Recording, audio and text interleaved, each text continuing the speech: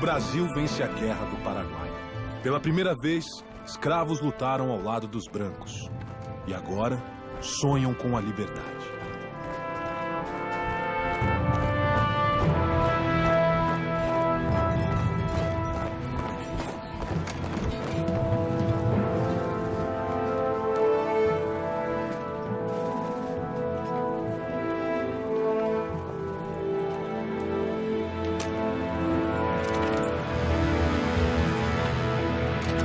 O que tá pegando minha arma? Põe o grilhão nele!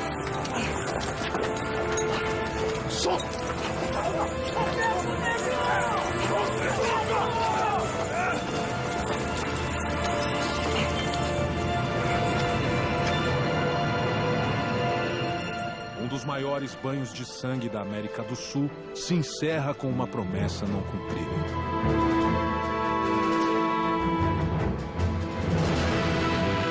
Nesse cenário turbulento, o movimento abolicionista ganha força, mas os latifundiários se recusam a contratar os negros libertos. Racismo silencioso. A sociedade brasileira finge que não aconteceu nada. Então não tem nenhum projeto que signifique a incorporação à política e social desse contingente. O Império estimula a vinda de camponeses europeus para substituir os escravos nas lavouras do país. E aqui encontravam uma terra onde circulava o dinheiro e onde tudo estava por fazer. Uma nova era se aproxima de um Brasil moderno e urbanizado.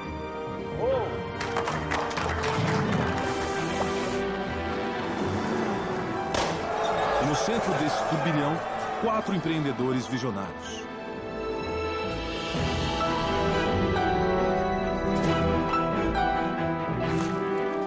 O primeiro deles, um imigrante italiano que perde tudo ao chegar ao Brasil, Francesco Matarazzo.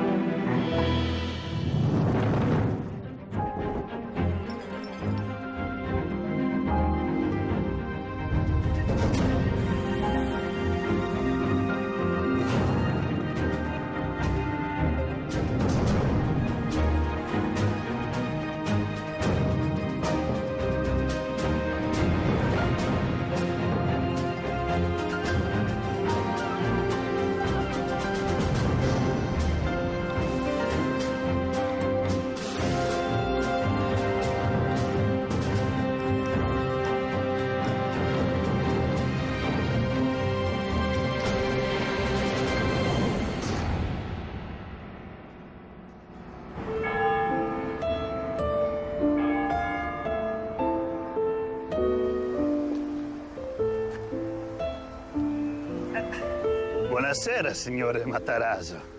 Buonasera.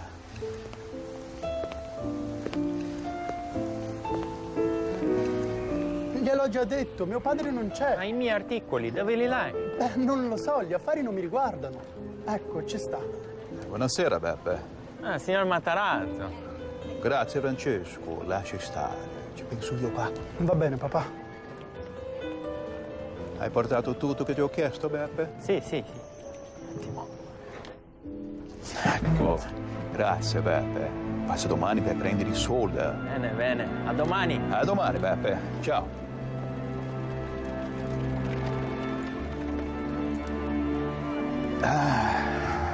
Figlio mio. La vita degli ambulanti è dura, è pesante. Ma mi fa molto piacere, che non passerai mai per questo. Aos 19 anos, Francesco Matarazzo é o filho mais velho de uma bem-sucedida família. Seu pai é um respeitado médico e comerciante, e o futuro do jovem Matarazzo parece garantido. Chi sarà? Beppe? Forse hai dimenticato di qualcosa?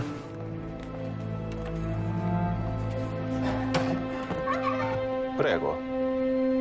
Signor Matarazzo? Sì, ci sono io. E lei? Chi è? Isto è per disonorare la mia moglie. Papà! Papà! Di qualcosa, papà! Qualcuno aiuto! Aiuto! Mamma!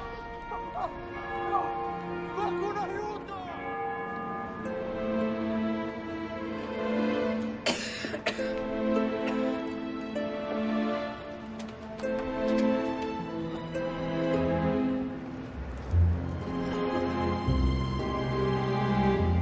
Con permesso, sono venuto a parlare con il signor Matarazzo.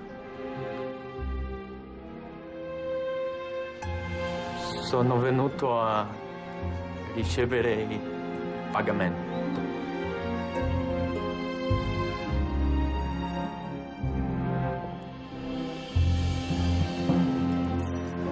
Questo adesso è tuo, Francesco. Sei il capo della famiglia.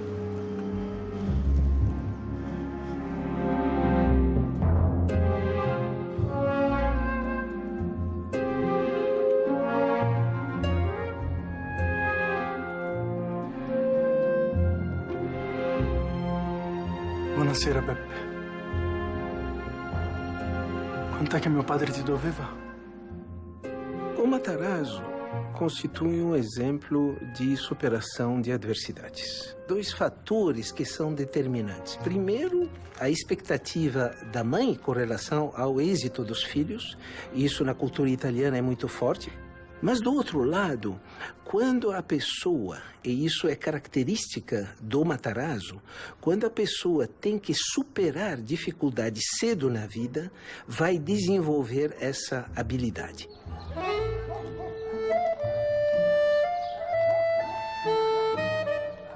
Eccomi qua. Scusatemi, compare. Affari. Non ti preoccupare, Francesco. E gli affari, come vanno gli affari? Male, compare. Gli affari vanno molto male. Matarazzo não poderia ter assumido os negócios da família num momento pior. Os diversos territórios da Itália foram reunidos sob um único governo. A unificação causou uma grave crise nas províncias do sul, incluindo Castellabate.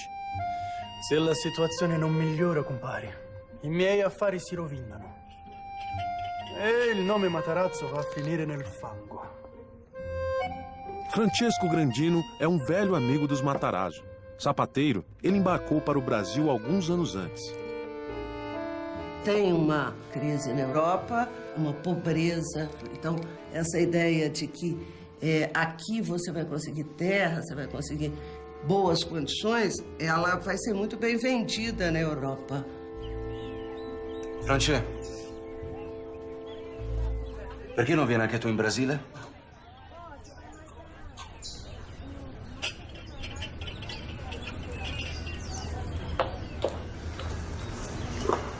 Io ci ho pensato, compare, ma non ho i soldi per portare tutta la famiglia.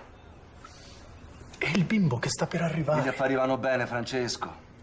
Io quasi non ce la faccio con tutto il lavoro che c'è. E poi in Brasile è pieno di italiani. Parla piano, compare, parla piano. Ma tu sei un commerciante o che cosa, Francesco? Gli manca la materia prima, capisci? La materia prima è tutto importato, tutto.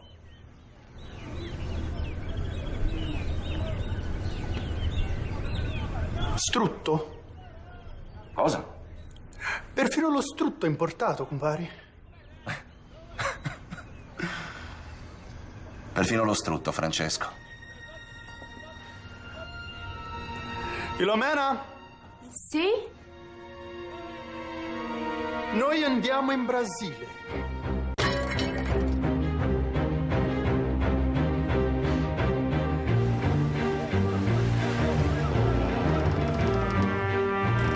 Pode descer! Devagar! Devagar! Assim! Vem! Animado com a descrição do amigo Grandino, Matarazzo e sua família produzem 2 toneladas de banha de porco. Ele investe tudo que tem naquela preciosa carne. É a sua grande aposta para reerguer o nome da família na sua nova casa, o Brasil. Devagar! Vem! Não! Volta! É muito peso, tá soltando! No! Qualcuno faccia qualcosa! Volta! Daí! Cuidado! No!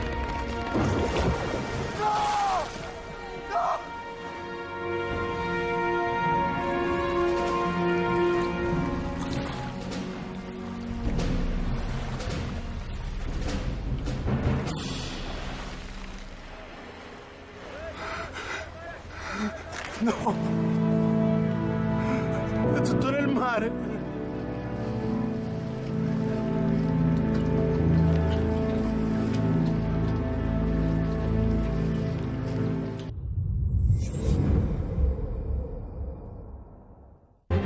Fugindo da crise econômica que assola a Itália, Francesco Matarazzo aposta tudo o que tem num carregamento de 2 toneladas de banha de porco e imigra para o Brasil. Mas, ao chegar no porto do Rio de Janeiro, uma inesperada tragédia acaba com seus planos.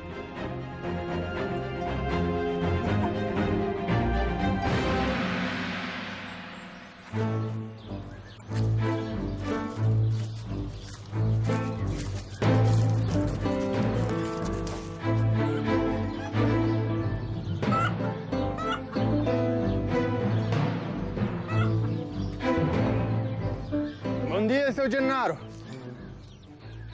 Pode entrar. Mas já disse que é perda de tempo. Ah, seu Gennaro, primeiro vejo os meus produtos, depois decida se é perda de tempo, não? Olha, a casa onde vivo. Acho que tem dinheiro sobrando para comprar porcaria. Sem escolha, Matarazzo toma emprego de mascate. Justamente o futuro que seu pai nunca desejou para o filho. Você é de que região da Itália, compadre? Calabria. Se quiser, posso te dar água. É a única coisa que tenho para oferecer. Não, mas não te aflija. Ó. Grazie. A vida tá dura no Brasil, compadre. Mas não vamos perder tempo com isso, não, que eu tenho muitas coisas para te mostrar. Veja, produto de primeira. É minha moglie che fa. No. No? Então, um pouco de peperoncino, pimenta.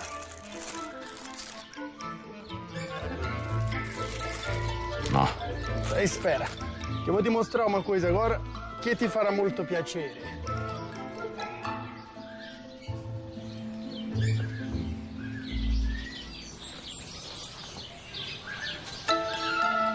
O Matarazzo é uma pessoa altamente sedutora, absolutamente conectada.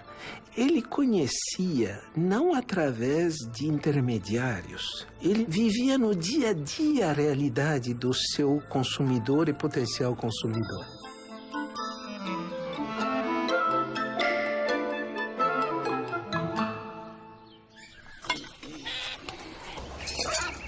Mas escuta aqui. Essa não é dessas porcaria aqui. Com a semana de uso já solta o cabo, não, né? Pode ficar tranquilo. Se o Matarazzo vende, o produto é bom.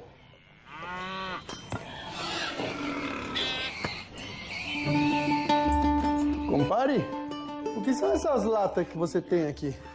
É umas latas velhas de munição, a guerra do Paraguai. Eu já usei pra guardar umas coisas ou outras, mas não é pra nada, não. Ô, seu Francesco, o senhor me desculpa, mas não vou ficar com isso inchado, não, que a minha inchada ainda aguenta. Não, espera. Vou te propor um negócio. Você compra enxada e eu compro aqueles porcos que você tem ali fora. Mas o senhor negocia com porco. Comecei agora. Então, negócio fechado? Outra coisa, compadre. Você não me vende essas latas que você tem aqui, não? As grandes ideias, elas nascem das necessidades, né? Quem traz inovação são as necessidades que a gente escuta. E ter essa proximidade e acho que ter a humildade de parar e ouvir. Usando o dinheiro que havia guardado até então, Matarazzo compra os porcos e constrói ele mesmo uma prensa de banha. E para armazenar a banha, ele descarta as caras e grandes barricas de madeira e começa a usar latas. Você tem à disposição as condições de produção, né? É uma produção que não é muito complexa, não exige uma tecnologia muito sofisticada, então por que não começar a produzir isso nacionalmente? A ideia dá certo. E logo a banha Matarazzo se espalha pelo mercado de Sorocaba. E o nome Matarazzo ganha importância. Bom dia. Bom dia. A senhora sabia que essa banha aí sou eu que fabrico? É mesmo? Banha a brasileira. Sim, muito buena. Mas toda boa ideia logo encontra imitadores. Matarazzo já chegou longe demais para deixar que um concorrente fique em seu caminho. Não nem adianta insistir, vai, não vendo mesmo. Mas, compare, eu já te ofereci o dobro do que vale esses porcos. Não. Não? Não vendo meus porcos pra você. E posso saber por quê, compare? Você já comprou os porcos de todos os sítios da região? Pensa que eu sou besta, é?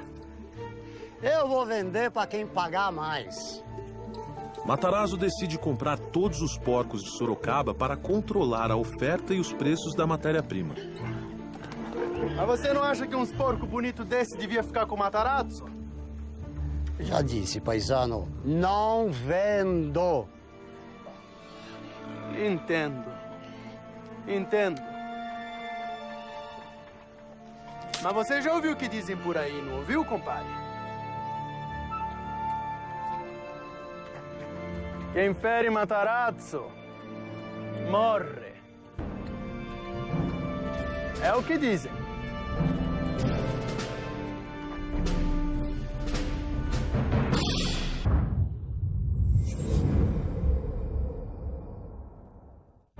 Trabalhando como mascate, Matarazzo consegue juntar o capital necessário para começar seu próprio negócio. Uma pequena fábrica de banha de porco. Com um plano de negócios inovador, a banha é vendida em pequenas porções armazenadas em latas. O produto de Matarazzo faz sucesso, mas a concorrência surge rapidamente. Banha a brasileira. Sim, muito buena. Matarazzo percebe que a solução é controlar a matéria-prima. Já disse, paisano, não vendo. Mas você já ouviu o que dizem por aí, não ouviu, compadre? Quem fere Matarazzo morre. Restringindo o acesso aos porcos, ele elimina os competidores. A banha Matarazzo logo domina o mercado. Com o sucesso da banha em lata, Matarazzo consegue abandonar o emprego de mascate e abre o Armazém Matarazzo. Bom dia, seu João. Fique à vontade. O armazém se torna um negócio estável e rentável. Ele começa com a banha, mas depois tem a lata. E a partir daí vai criar uma indústria altamente verticalizada. Porque ele procurou cada vez mais ocupar todos os espaços. As matérias-primas ele preferia ele mesmo prover do que depender dos outros. Inimigo dos desperdícios, Matarazzo aproveita tudo que os porcos podem oferecer. A carne é vendida como cortes frios e embutidos. E os ossos são utilizados para fabricar botões de camisa. 5 botões.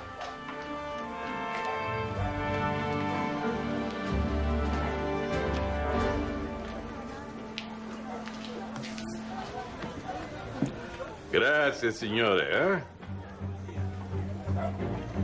Mas Matarazzo ainda está apenas começando. Francesco, esse ou esse? A capacidade de gerar inovação e continuar sendo pioneiro é o que vai fazer a diferença entre o sucesso e o fracasso no longo prazo. O que a gente criou no começo foi o pontapé inicial, mas a inovação não pode parar por aí. Os negócios vão bem. Matarazzo traz 2 irmãos da Itália, cria a Matarazzo e Irmãos e abre 2 novas fábricas de banha. No mesmo ano, a princesa Isabel assina a abolição da escravatura. Numa economia escravista, quem é que consome? A elite, o grande cafeicultor, o grande senhor de engenho. O que acontece quando introduz o trabalho assalariado dentro dessa produção de café? Esse trabalhador que vem como imigrante recebe um recurso para ser gasto dentro do mercado interno. Então, a ideia é que começa a se criar um mercado interno dentro do Brasil. Em 1889, é proclamada a República, o que muda o cenário político do Brasil. Francesco Matarazzo se prepara para a nova era, e ele não é o único. Essa concessão foi uma maravilha.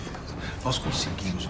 No Rio de Janeiro, o influente empresário Eduardo Palacin Guime consegue a concessão para construir e explorar o Porto de Santos. As obras se iniciam imediatamente. Quando o café começa a ser cultivado numa escala muito maior, São Paulo está estrategicamente colocada entre a região produtora e o porto, que passa a ser o Porto de Santos. Isso propicia dinheiro. Dinheiro traz crescimento. Em 1890, quando é feito o segundo censo nacional, São Paulo dobra de população. O Matarazzo percebia as demandas de prover produtos do mercado local para o consumidor local. A Matarazzo Irmãos abre um empório na rua 25 de março. O custo é alto. Matarazzo investe todo o seu capital. Afinal, o país está mudando. E esse mercado em expansão é o campo perfeito para um hábil comerciante fazer fortuna. Justo. Belíssimo.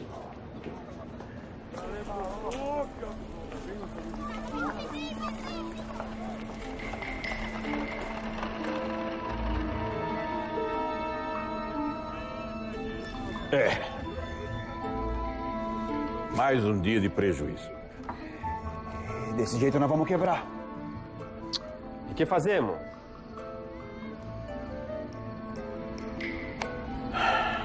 O encilhamento foi o resultado de uma política econômica estabelecida logo no início da República, que buscava o estímulo ao desenvolvimento industrial, mas que acabou gerando, por conta de uma grande emissão de moeda, um processo inflacionário e especulativo. Precisa pôr um pouco mais de farinha no saco, vocês também não entendem, eu só tenho que fazer tudo eu. E que com isso gerou uma quebra muito grande de negócios em torno de 1891. Tô parado. Excuse.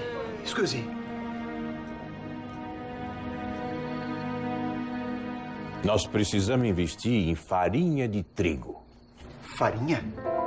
Por que farinha? Massa, pão se consome todo dia.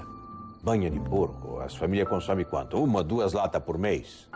Farinha de trigo é todo dia. Podemos negociar com os importadores? Não. Nós podemos comprar direto dos Estados Unidos. Mas como, Francisco? Nós não temos dinheiro para esse tipo de operação. Nós podemos arranjar, ué. É só a gente vender nossas fábricas de banha. Ok, sei, Patson. As fábricas são a única coisa que dão lucro. As fábricas de banha trouxeram a gente até aqui. Agora é hora de mudar. As fábricas de banha não vão fazer as nossas empresas crescer. Farinha de trigo vai. Se você vender as fábricas, eu tô fora da nossa sociedade. E eu também. Maluco.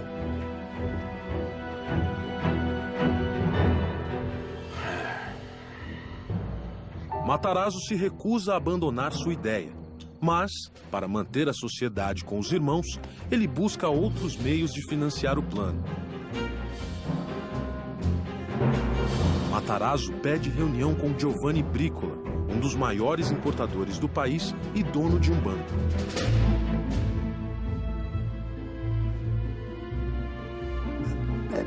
Me responde uma pergunta. Por que você acha que eu emprestaria dinheiro para quem está quase quebrado? Você acha que eu não sei sua situação? O teu empório está à beira da falência. E você vem me pedir dinheiro emprestado para importar farinha. Com a farinha, eu vou salvar o empório.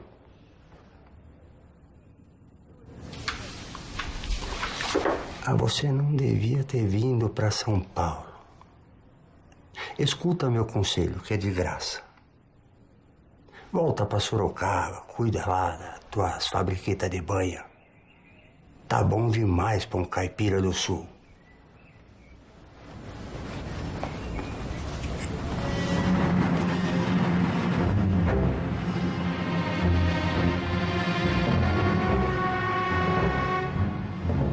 Sem o dinheiro de Bricola, Matarazzo precisa escolher entre a família e os negócios. Ele está numa encruzilhada.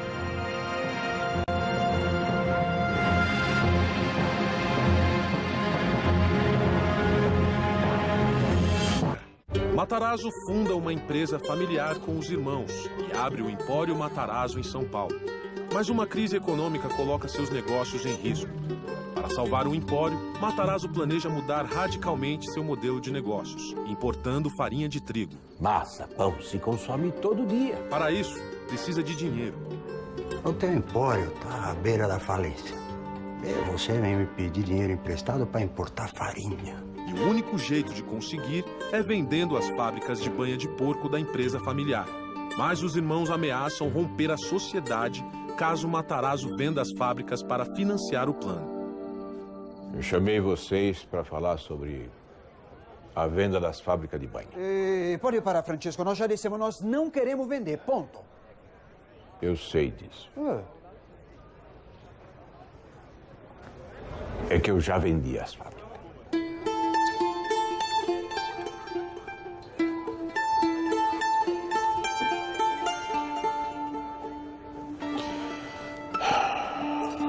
Luigi e Giuseppe recebem uma parte dos lucros da venda, mas cumprem a promessa e rompem a sociedade.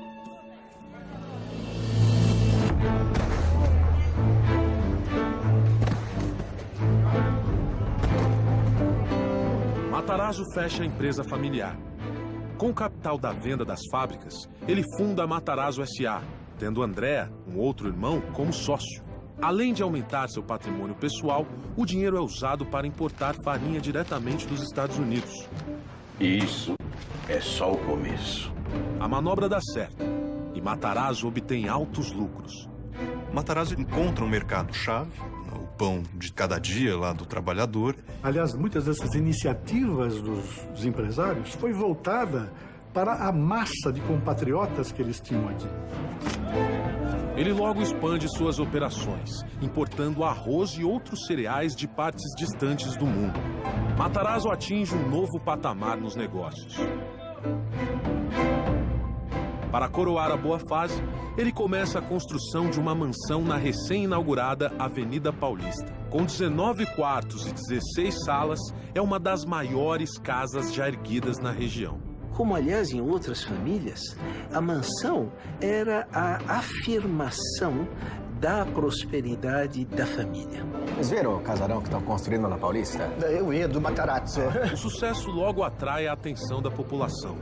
Imigrantes italianos pobres se impressionam com a riqueza alcançada pelo conterrâneo. Pois um dia eu vou ter uma casa daquela. Você é pazzo! Um dos admiradores é um jovem imigrante italiano que chegou ao Brasil em 1889. Pobre e desempregado, mas cheio de ambições. Seu nome, Giuseppe Martinelli.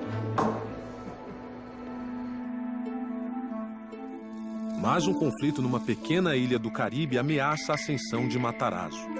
A independência de Cuba estremece as relações entre Estados Unidos e Espanha.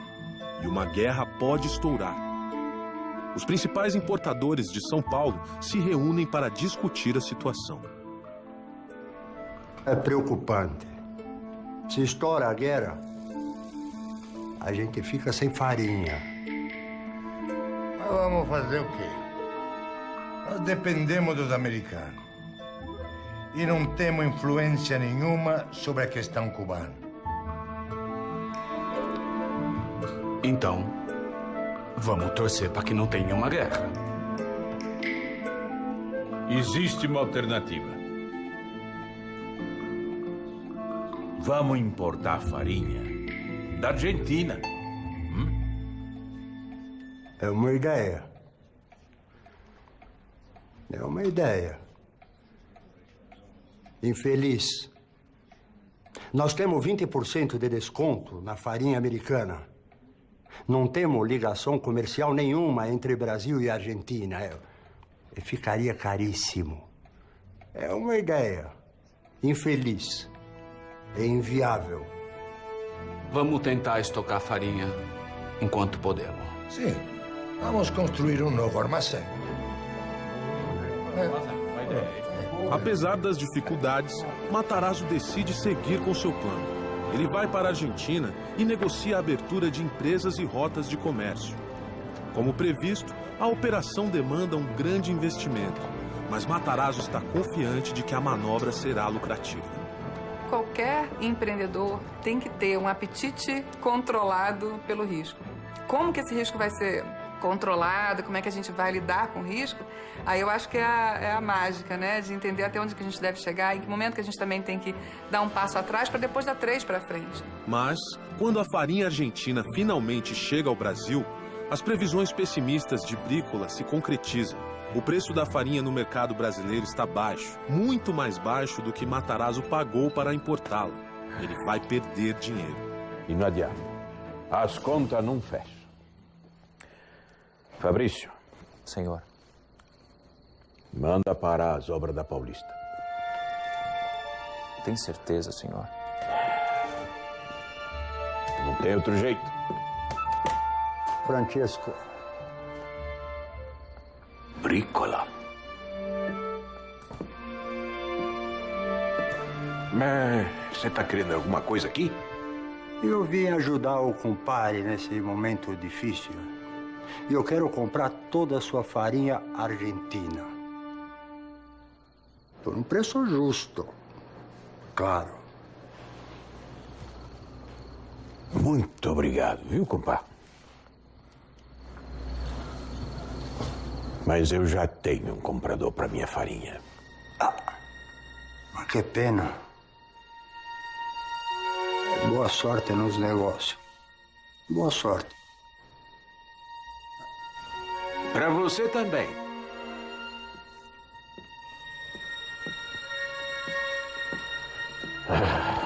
Fabrício. Senhor. E aquela farinha ainda não chegou em São Paulo? A carga de Matarazzo está sendo trazida a São Paulo pelo funicular, um trem puxado por cabos.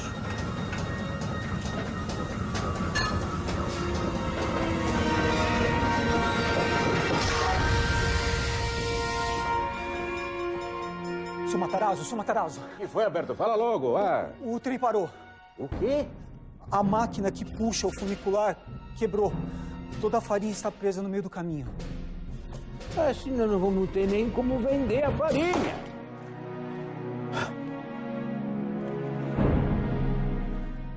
Estados Unidos e a Espanha, Matarazzo arrisca tudo e aposta na importação de farinha argentina. Mas a farinha chega ao Brasil custando muito mais que o preço de mercado. Para minimizar os prejuízos, Matarazzo precisa vendê-la o mais rápido possível. Mas o funicular, bonde que transporta as cargas do Porto de Santos até São Paulo, quebra. A farinha de Matarazzo fica presa e ele não tem como vendê-la. A aposta na farinha argentina ameaça seus negócios.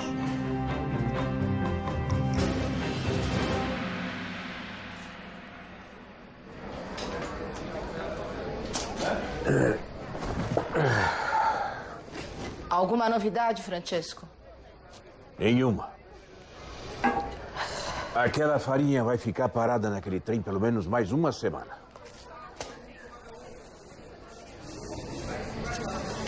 Mas eu não acredito. O que aconteceu, Francesco? Estourou a guerra.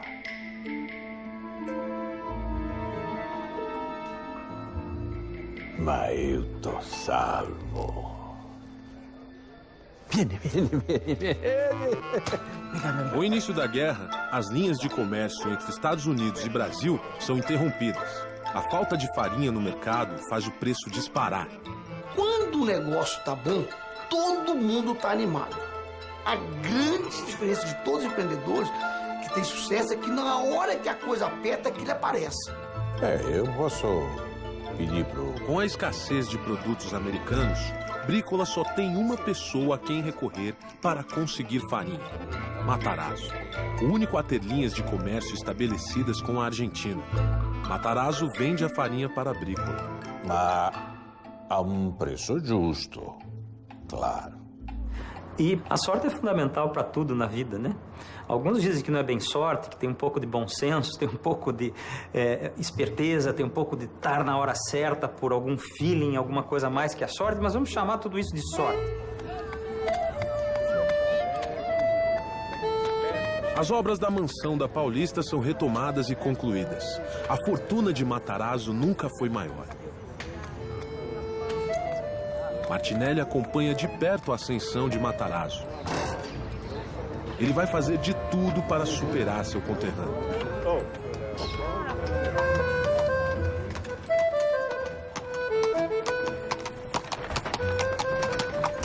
A mansão do Matarazzo, especialmente, foi uma atração turística em São Paulo. As pessoas iam lá para conhecer. Inclusive, o próprio Matarazzo é uma atração turística, né? E a hora que ele saía de casa, havia pessoas que iam lá para ver. Vamos precisar de mais empregados. Essa casa é muito grande, Francesco.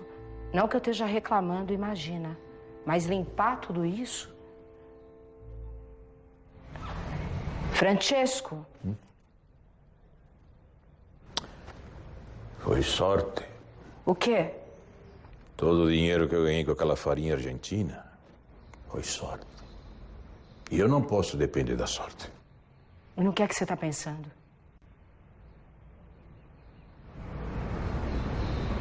No próximo passo. Buonasera. Buonasera. Conosce-me, mulher? Matarazzo convida gerentes do banco inglês para um jantar em sua mansão. Tem certeza disso, Francesco? Meus amigos, essa noite nós vamos comer algo muito especial. É o prato que a maior parte dos italianos come aqui no Brasil diariamente. Bom apetite. Tá?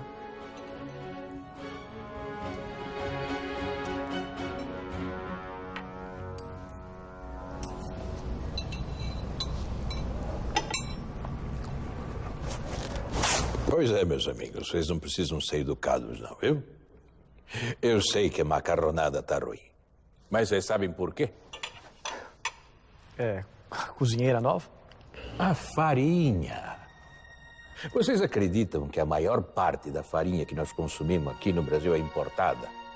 E quando ela chega da travessia, chega assim, azeda, quase estragada. Eu achava que você mesmo importava. Eu importo, mas eu não quero importar mais. Agora eu quero produzir farinha aqui no Brasil. Eu quero construir um moinho. Matarazzo apresenta aos ingleses o seu projeto. Um moinho gigantesco, com alta tecnologia e máquinas importadas da Inglaterra. Não existe nada comparável no Brasil. O plano é construí-lo próximo a uma estação de trem, para facilitar o escoamento da produção. E a farinha será vendida em sacas, não mais em barricas, tornando o produto mais acessível, exatamente como Matarazzo fez com a banha em lata.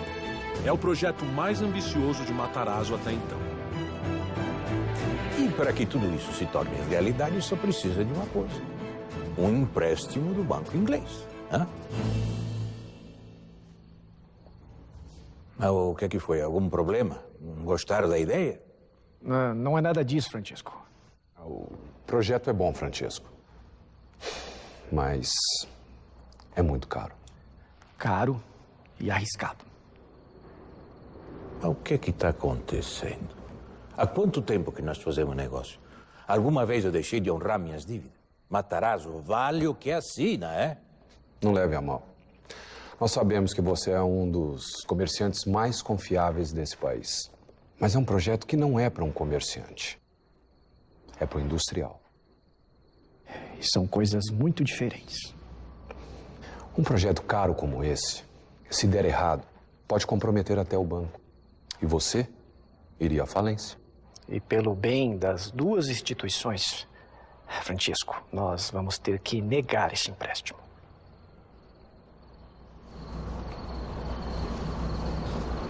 Não. Não é arriscado, porque não tem como dar errado. Eu sei que eu sou um caipira lá do sul da Itália, não é? Um mascate, um comerciante, como você disse. Mas uma coisa eu aprendi na vida. Uma coisa só tem valor se tem alguém para comprar. E eu conheço muito bem o meu mercado. Eu conheço os italianos. Quando eu cheguei aqui no Brasil, eu perdi tudo que eu tinha. E fiz uma fortuna vendendo para eles. Hoje eu sou o maior comerciante de farinha de São Paulo. Com um moinho, eu vou ser o único fabricante. Como empresário, como comerciante e como italiano, eu garanto a vocês, esse moinho está fadado a um sucesso. Reconsiderem.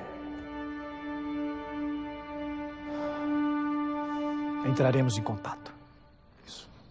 A grande sacada do Matarazzo é justamente entender esse momento da indústria no Brasil, da emergência industrial do Brasil. Senhor Matarazzo, chegou um telegrama.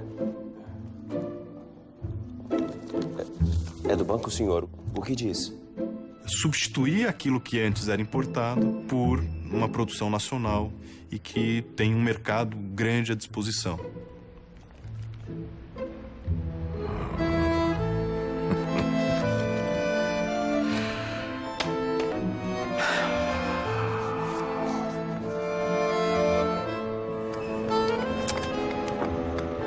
O banco inglês aceita fazer o empréstimo.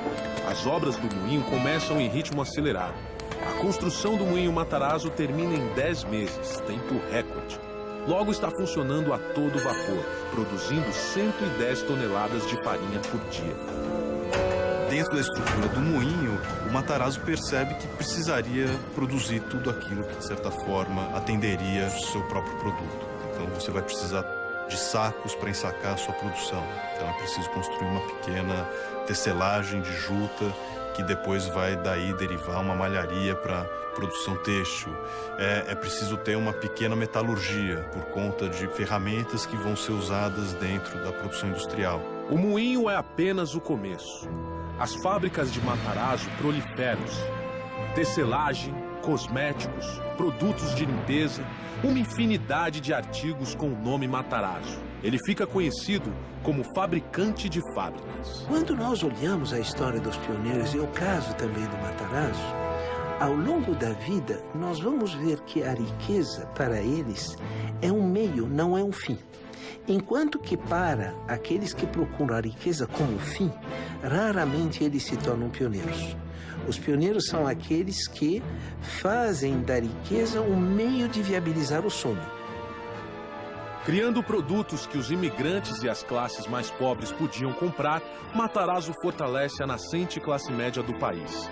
Cria um império. E o símbolo dessa transformação é o moinho Matarazzo, um dos primeiros passos da indústria brasileira.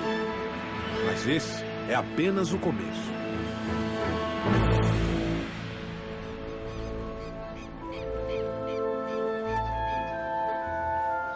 Yes, há um trabalho bem feito. Um ambicioso norte-americano começa a se interessar pelo Brasil. Seu nome? Percival Farquhar. Com seu sócio canadense William Van Horn, Farquhar acaba de completar um ambicioso e bem-sucedido plano de linhas de bonde e iluminação em Cuba. E agora, Percival, o que vai fazer depois de Cuba? Eu tenho um pequeno projeto. Farquhar é da segunda geração dos grandes capitalistas americanos. A geração de seus pais construiu a indústria e a infraestrutura dos Estados Unidos. As obras da América já foram concluídas. Farquhar não tem espaço para deixar sua marca no seu país natal. Então, não vai me dizer qual é o projeto? Uma ferrovia. Ferrovia? Onde? Em todo o continente. Eu vou construir a Pan-Americana, William. Uma ferrovia que vai ligar o Alasca à Terra do Fogo. Você nunca foi de pensar pequeno. Vai precisar de muito dinheiro. O dinheiro eu consigo. E vai precisar trabalhar no Brasil. Vai precisar de contatos, vai precisar de reputação. Senão não constrói nenhuma linha de bonde. Você tem razão, William. Algum conselho? Para sua sorte, eu tenho um cartão de visitas ideal para você entrar no Brasil. Você vai para o Rio.